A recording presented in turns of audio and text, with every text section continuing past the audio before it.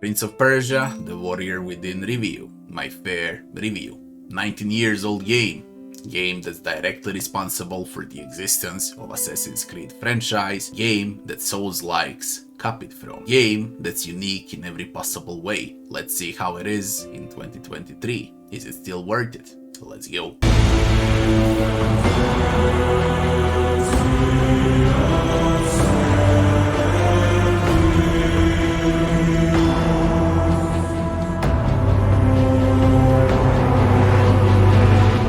First section is the story. Story is continuation from the Sands of Time. Our prince is cursed by the Sands and ancient Dahaka is after his life. So he decides to fight for his life by going back in timeline when Sands were created. Story is full to the brim with cinematics, WTF moments and great acting considering there is Monica Bellucci as one of the voice actors. Story is also very intriguing, well written and well crafted. Even in 2023 it stands as a very unique experience. 10 out of 10 for the story. Next section would be game bugs and optimization.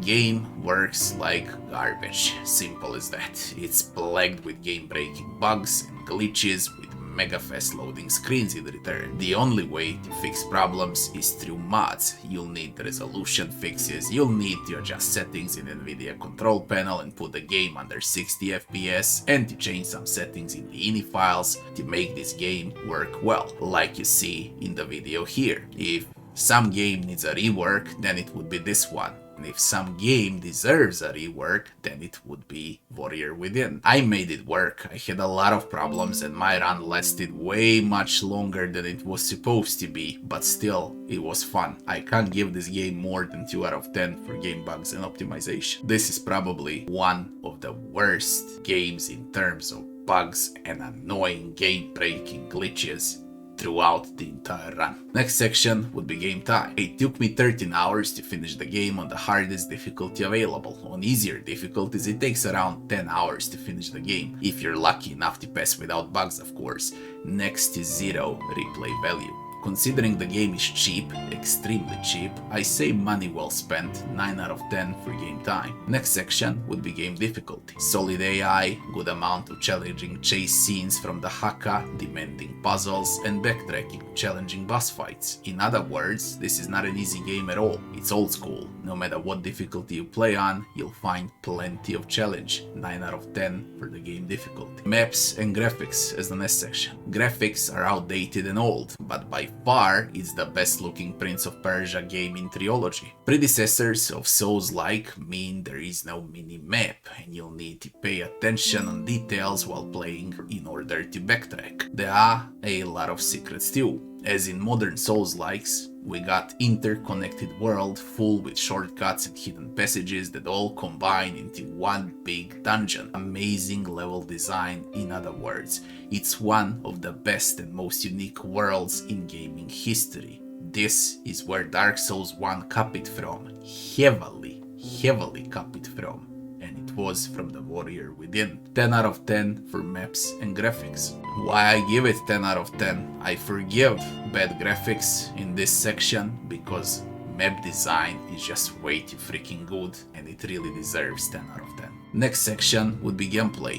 Gameplay is classic run, chase, jump, slide, backtrack, fight. This Prince of Persia is the innovator in many things. Interconnected maps, hard and punishing combat, parkour-like mechanics. Absolutely amazing and crazy innovative game. Dark game by the way. Darkest Prince of Persia ever. And I love it. 10 out of 10, gameplay is fun from first to last minute. Next section is leveling and itemization. Itemization consists of finding better swords and looting weapons from dead enemies that have their own movesets and durability. Leveling is progressive with new abilities and sand tanks to reverse time. It doesn't stink and it doesn't smell well. Believe it or not, that's everything that you need to do with leveling and itemization. 5 out of 10 for leveling and itemization. Next section would be NPCs and enemies. Amazing NPCs in the game. Best ass in the video gaming history is included in the cinematic as well. Aside from that,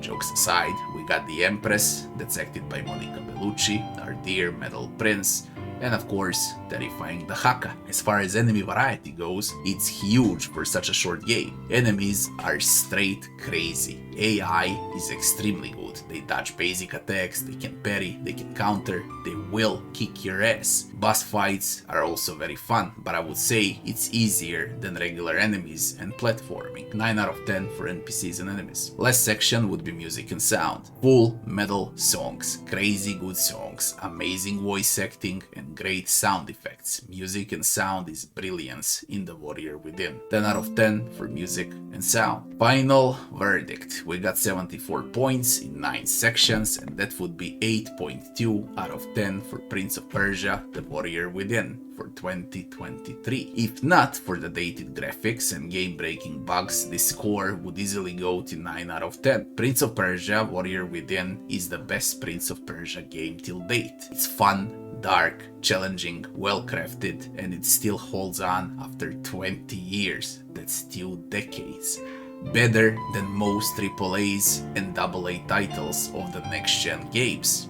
Worth playing, worth buying, just care about bugs, inform yourself before deciding to play this one, and prepare to avoid those bugs and game-breaking glitches. If you enjoyed the video, don't forget to like, share and subscribe, and I'll be seeing you on the next one. Thanks for watching.